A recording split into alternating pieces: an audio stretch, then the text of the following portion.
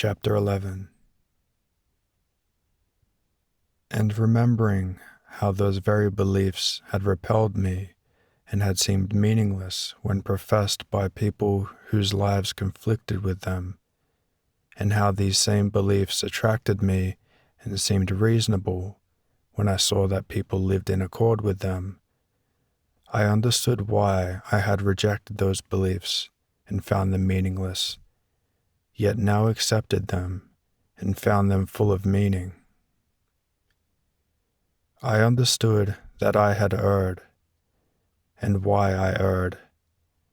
I had erred not so much because I thought incorrectly, as because I lived badly.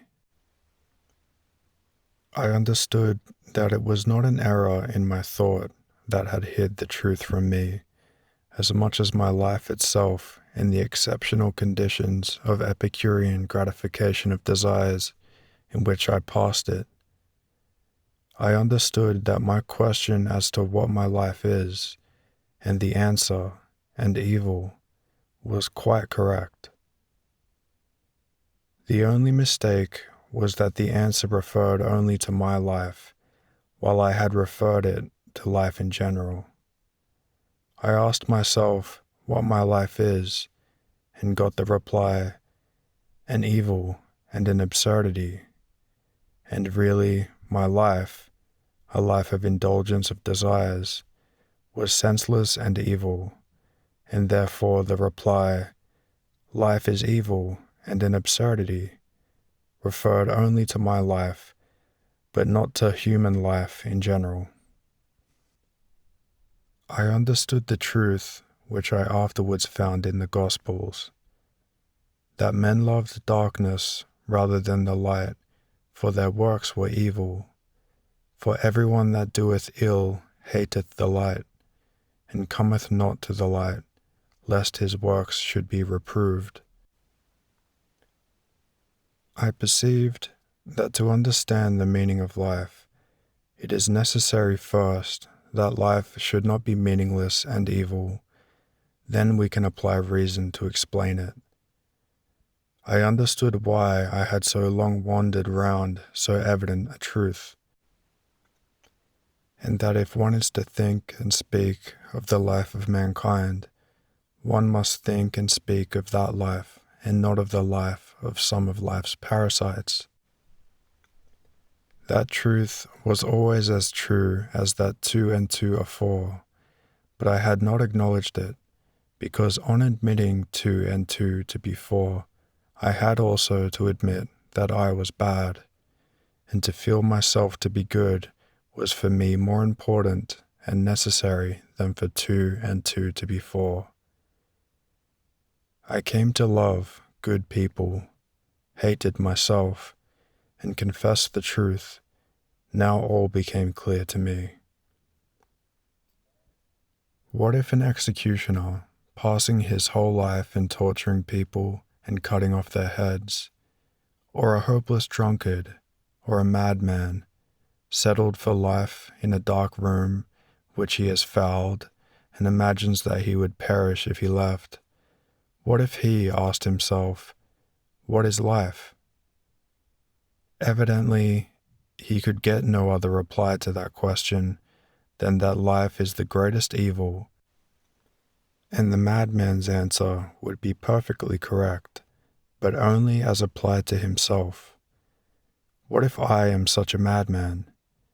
What if all we rich and leisured people are such madmen? And I understood that we really are such madmen. I, at any rate, was certainly such.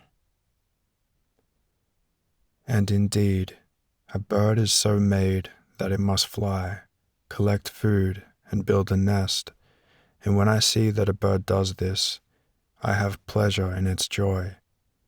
A goat, a hare, and a wolf are so made that they must feed themselves, and must breed and feed their family, and when they do so, I feel firmly assured that they are happy and that their life is a reasonable one.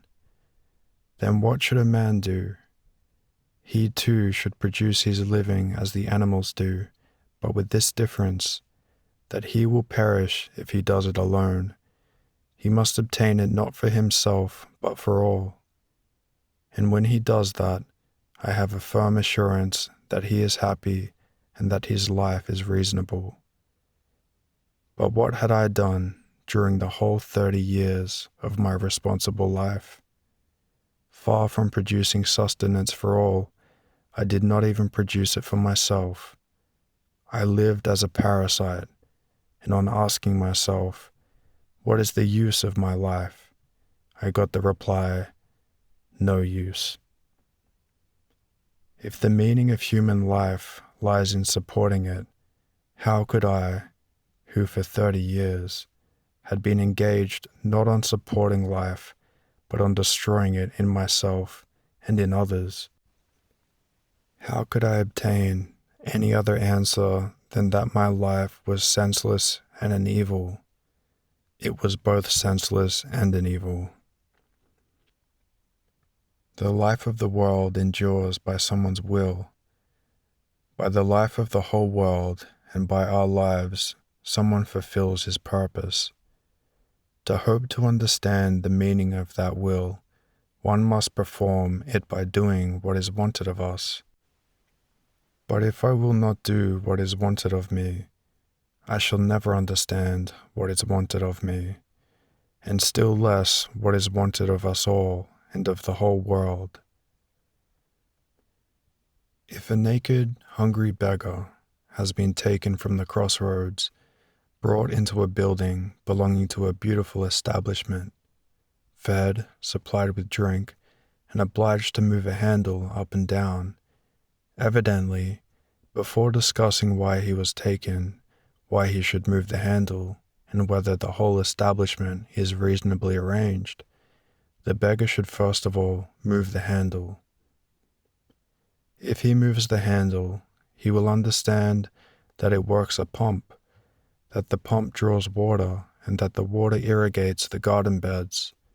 Then he will be taken from the pumping station to another place, where he will gather fruits and will enter into the joy of his master, and, passing from lower to higher work, will understand more and more of the arrangements of the establishment, and taking part in it will never think of asking why he is there, and will certainly not reproach the master.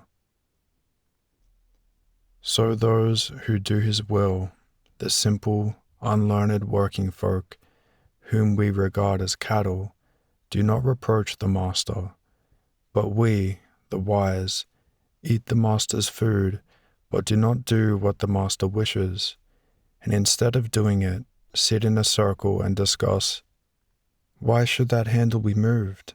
Isn't it stupid? So we have decided. We have decided that the master is stupid, or does not exist, and that we are the wise, only we feel that we are quite useless, and that we must somehow do away with ourselves.